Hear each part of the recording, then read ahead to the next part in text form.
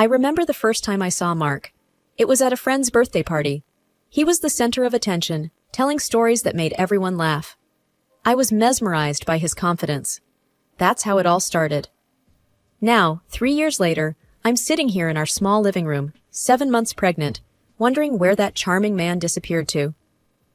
Daisy, did you see my blue shirt? Mark's voice breaks my train of thought. It's in the closet, where it always is, I reply, trying to get comfortable on the couch. He walks into the room, fumbling with his tie. I can't find it. Are you sure you didn't put it somewhere else? I sigh, slowly standing up. I'll get it for you. As I hand him the shirt, he gives me a quick, distracted smile. Thanks, Daisy. I don't know what I'd do without you. There's a hint of the old Mark in that smile, but it fades quickly. He's always been a bit forgetful, a bit dependent, but since we got married, it's like he's a different person. He expects me to remember everything, to take care of everything, just like his mom did for him. His mother, Mrs. Thompson, calls almost every day. She's nice enough, but her constant checking in can be a bit much. Daisy, dear, did you make sure Mark ate breakfast? You know how he gets when he's hungry, she would say. I used to find it endearing in a way. But now, it's just another reminder of how much Mark relies on others. Mark is getting ready to leave for work, and I'm dreading another long day alone in the house. The baby kicks, and I place my hand on my belly, trying to find some comfort. Mark, do you think you could come home early today? I'm feeling a bit off, I say, hoping for some company. He glances at his watch, already halfway out the door. Sorry, Daisy. Big day at the office. You know how it is. Just rest up, okay? And with that, he's gone. I sit back down, feeling the weight of loneliness. I wonder if this is how it's going to be from now on. Me, at home, waiting for Mark to find his way back to the man he used to be. I look around the room, at the life we've built, and can't help but feel like it's all just a charming illusion. The sun wasn't even fully up yet, and I could already hear the familiar ring of the phone. I knew who it was without even looking. Morning, Daisy dear. Just checking in. Did Mark have his breakfast? And what about lunch? You know he doesn't like sandwiches. Mrs. Thompson's voice chirped through the receiver. I rubbed my temples, feeling the start of a headache. Good morning, Mrs. Thompson. Yes, he had breakfast. And I've packed him pasta for lunch. He won't go hungry. Oh, pasta again? You know, I always made sure he had a hot meal for lunch. Maybe you should try doing that. He loves my chicken casserole, she replied, her tone slightly critical. I gritted my teeth, trying to keep my voice steady. I'll keep that in mind. After the call, I made my way to the kitchen, feeling the baby kick. I leaned against the counter, thinking about how Mrs. Thompson always had a way of making me feel inadequate. I wasn't just competing with Mark's memories of her cooking, but with her constant presence in our life. The doorbell rang, pulling me out of my thoughts. I opened the door to find Mrs. Thompson herself, standing there with a bag of groceries. Daisy, I brought you some things. I noticed you're running low on a few essentials, she said, pushing past me into the kitchen. I followed her, trying to mask my frustration. Thank you, but you really didn't need to. I don't mind, dear. And I noticed the house could use a bit of tidying up. You should be more careful, especially with the baby coming, she said, looking around with a critical eye. I felt a surge of anger. I'm doing my best, Mrs. Thompson. It's not easy being pregnant and managing the house all by myself. She clucked her tongue, unpacking the groceries. Well, when Mark was a child, I did everything without any help. It's all about managing your time better, dear. The rest of her visit went in a blur of unsolicited advice and thinly veiled criticisms. By the time she left, I was exhausted and more than a little resentful. Sitting alone in the now silent kitchen, I couldn't help but feel overshadowed by this woman who still held such a firm grip on her son. It was like I was living in a shadow, always trying to live up to an impossible standard. I knew something had to change, but right now, I felt too tired to even think about how to start. All I could do was sit there, feeling the weight of a mother's shadow over my life. As I maneuvered through the crowded aisles of the grocery store, each step felt heavier than the last. My back ached, and my feet were swollen. I was halfway through my list when I realized I had forgotten bread. Turning back, I maneuvered past a sea of shopping carts, feeling a bit overwhelmed. Daisy, need a hand? It was Jim, Mark's dad, waving from the end of the aisle. His presence was like a breath of fresh air. I smiled, genuinely relieved. Jim, you're a lifesaver. I almost forgot the bread. We walked together, chatting about this and that. Jim had a way of making even mundane conversations feel comforting. As we reached the bread section, he joked, "Make sure it's whole grain. We've got to keep Mark away from that white bread fluff." I laughed, appreciating his lightheartedness. "I'll try, but you know how he is with his food preferences." Jim nodded, his expression turning a bit more serious. "Yeah, I do. He's always been a bit picky. Got that from his mother, I suppose." We moved towards the checkout, and I felt a sense of ease that was rare these days. Jim's presence was calming, a stark contrast to the constant tension I felt at home. "You know, Daisy," Jim began, as he helped me unload my cart, "I've been thinking. Maybe Mark and his mom are a bit hard on you. You're doing everything while carrying a little one. It's not fair." I was taken aback by his frankness. Well, I try to keep up. But it's hard, Jim. I feel like I'm always falling short of their expectations." Jim frowned. "You're doing more than enough. Don't let them tell you otherwise. You're carrying my grandchild, for heaven's sake." His words were like a balm to my weary soul. We finished checking out, and he insisted on helping me to the car. As he lifted a bag, he winced, his hand going to his lower back. "Jim, you're back," I began, concerned. He shrugged it off with a grin. "Ah, it acts up now and then. Nothing to worry about." But I could tell he was in pain. It pained me to see him strain himself for my sake. "You shouldn't be doing this, Jim. I can manage." He waved my concerns away. "Nonsense. Helping you is the least I can do. Besides, it keeps me active."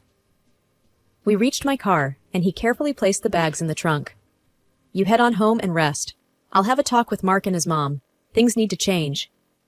I thanked him, feeling a mix of gratitude and guilt. It was clear that Jim understood the dynamics at home better than anyone. As I drove away, I realized that without Jim, I would be truly alone in this struggle. His support meant the world to me, especially now. Back home, I put away the groceries, each item reminding me of Jim's kindness. His words echoed in my mind, giving me a sliver of hope. Perhaps, with his help, things could get better. Maybe, just maybe, Mark and his mother would start to see things from my perspective. But as the day wore on, and the house returned to its usual quiet, I couldn't help but feel a sense of foreboding. Change was necessary, but it wouldn't come easy. I braced myself for the conversation that Jim would undoubtedly have with Mark and Mrs. Thompson. Whatever the outcome, I knew one thing for sure. Jim was my only ally in this, and I was grateful for him. The clock on the kitchen wall showed it was past midnight. The house was quiet, except for the occasional creaking of the floorboards. Mark wasn't home yet. His late nights were becoming more frequent, but tonight felt different. I tried to distract myself by tidying up, but my mind was racing. The sound of a car pulling up jolted me from my thoughts. I peeked through the window and saw Mark stumbling out of the car, clearly drunk. My heart sank.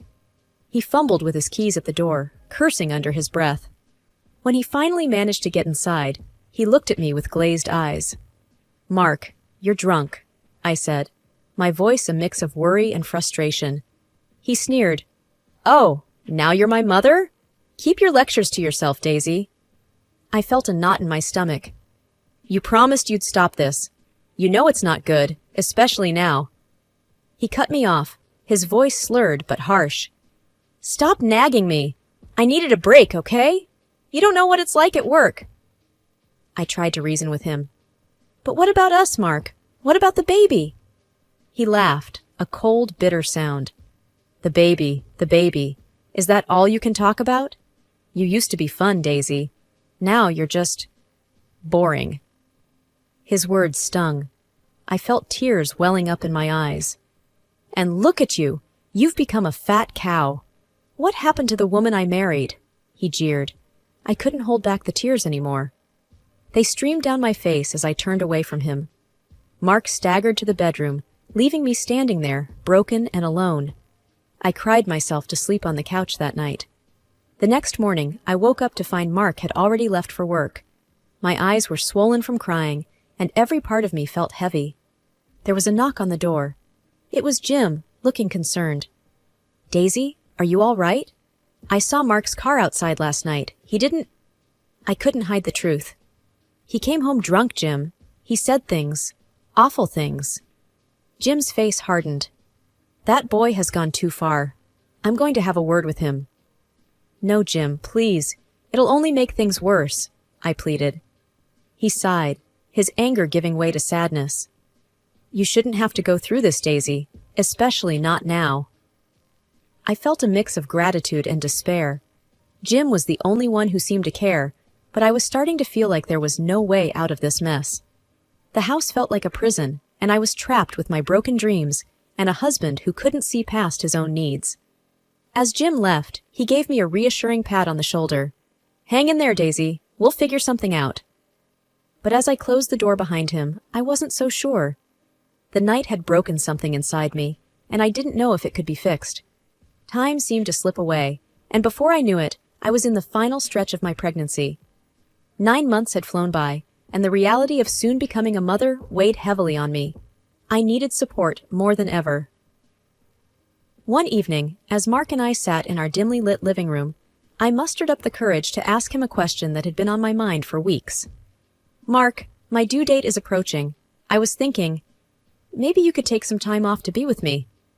To help out when the baby comes, I said, trying to sound hopeful. He barely looked up from his phone. Time off? Now? Daisy, you know how busy I am at work. I can't just leave. I felt a pang of disappointment. But this is important, Mark. It's our first child. I need you here. He sighed, his impatience growing. You'll manage. Women do this all the time. His words stung, but before I could respond, he stood up. Anyway, there's something else. Mom and we're going on a trip next week. She found this great package deal. I stared at him, disbelief and anger building inside me. A trip? With your mother? But you just said you couldn't take time off. He shrugged, dismissive. That's different. It's already planned and paid for. Mom's been looking forward to this. I couldn't contain my frustration. So, a vacation with your mother is more important than being here for your wife and child? Mark's tone hardened. I don't need this, Daisy. It's just a week. Why are you making such a big deal out of it? A big deal? I'm about to give birth, Mark. I asked you for help, for support, and you're abandoning me for a holiday? He rolled his eyes, clearly annoyed. You're overreacting. It's not like I'm leaving forever. You'll be fine. I stood up, my voice shaking with anger. Fine? You think I'll be fine? You're choosing a vacation over your family, over your child. Do you even care? He grabbed his coat, ready to leave the room. I'm not doing this now. You're being irrational. I'm going. I watched him walk away, my heart sinking. The man I married, the man who promised to be by my side, was leaving me alone at the most crucial time. And for what? A leisure trip with his mother. It was the day of Mark and his mother's departure. The house was a flurry of last-minute packing and hushed, excited chatter. I was in the kitchen, trying to keep myself busy, when I felt a sudden, sharp pain. My heart raced as I realized what was happening. My water had broken. Staggering into the living room, where Mark and his mother were grabbing their suitcases, I gasped. Mark, my water broke. We need to go to the hospital. Mark glanced at me, his face a mask of annoyance. Now? Daisy, we're about to leave. Can't it wait? I couldn't believe what I was hearing. Wait? I'm in labor, Mark. He looked at his mother, then back at me, his decision clear.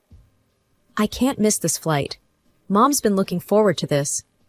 With that, he and his mother hurried out the door, leaving me alone, in pain and in shock. Panicking, I called Jim. Jim, it's Daisy. The baby's coming, and Mark, he left. Jim's voice was a mix of anger and worry. Left? That boy? I'm coming right now, Daisy. Hang in there. Minutes later, Jim arrived, his face flushed from rushing. He helped me into the car, despite his sciatica. We'll get you to the hospital, Daisy. Just breathe. As we drove, my phone rang. It was Mark, his voice frantic. Daisy, you have to send our documents to the airport. We forgot them because of your damn timing.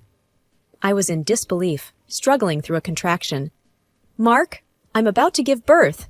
How can you think about your documents now? He was relentless. Just do it, Daisy. This is your fault. If you hadn't distracted us... I hung up, tears of frustration and pain streaming down my face. Jim reached over, squeezing my hand.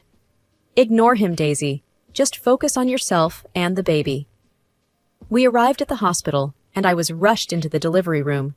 Jim stayed by my side, his presence a comforting contrast to Mark's absence. In those long, painful hours, I realized the stark truth about my marriage. Mark's priorities were clear, and they didn't include me or our child. But in the midst of that painful revelation, I found strength in Jim's unwavering support, and in the knowledge that I wasn't completely alone. As I held my newborn son for the first time, a wave of love and determination washed over me. I knew then that my life was about to change dramatically, but looking into my son's eyes, I felt ready to face whatever came our way. The first few days with my newborn son were a blur of sleepless nights and overwhelming emotions. I was still reeling from the shock of Mark's absence during the birth. Jim had been my rock, helping me through the initial days at the hospital and then at home. It was during one of those sleep-deprived mornings when Mark finally showed up, his mother in tow. The moment I saw them, my heart sank. "Mark, you're back," I said, my voice barely above a whisper. "Yeah, well, the trip was a bust, thanks to you," he replied, his tone cold and accusatory. I held my son closer, trying to keep my composure. "Mark, this is your son. Don't you want to hold him?" He glanced at the baby, then away, his disinterest clear. "Sure, later. We need to talk about the mess you caused." His mother chimed in, her voice sharp. "You've been nothing but trouble, Daisy. You couldn't even manage to send simple documents." I felt a surge of anger. "I was giving birth, for heaven's sake. How could you both be so heartless?" Mark scoffed. "Heartless? You're the one who ruined our trip. You could have waited or called someone else." Jim, who had been silent until then, finally spoke up. "Mark, that's enough. You're talking nonsense. Daisy needed you, and you abandoned her." Mark turned to his father, defiant. "Oh, so now you're taking her side? She's turned you against me." Jim's expression was one of disappointment and anger. "It's not about sides, Mark. It's about doing the right thing. You failed Daisy and your son." The room was thick with tension, and I felt my son stir in my arms. "I can't believe this is happening," I said, my voice breaking. Mark's mother stepped forward, pointing a finger at me. "You've always been a problem, Daisy. I knew from the start you weren't right for our family." I looked at her, then at Mark, feeling a mix of sadness and resolve. "I may not have been what you wanted, but I tried. I tried for Mark, for our family. But it's clear now I was fighting a losing battle." Mark looked away, his expression unreadable. Jim put his hand on my shoulder, giving me a reassuring squeeze. "Daisy, you don't deserve this. You and your son deserve so much better." As I looked down at my baby, his innocent eyes staring back at me, I knew Jim was right. I couldn't raise my son in a home where his father resented his existence and where his grandmother saw me as an enemy. "I need to think about the future," I said, more to myself than to anyone else in the room. Mark and his mother left shortly after, their departure leaving a cold silence in their wake. Jim stayed, helping me with the baby, his presence a reminder that not all hope was lost.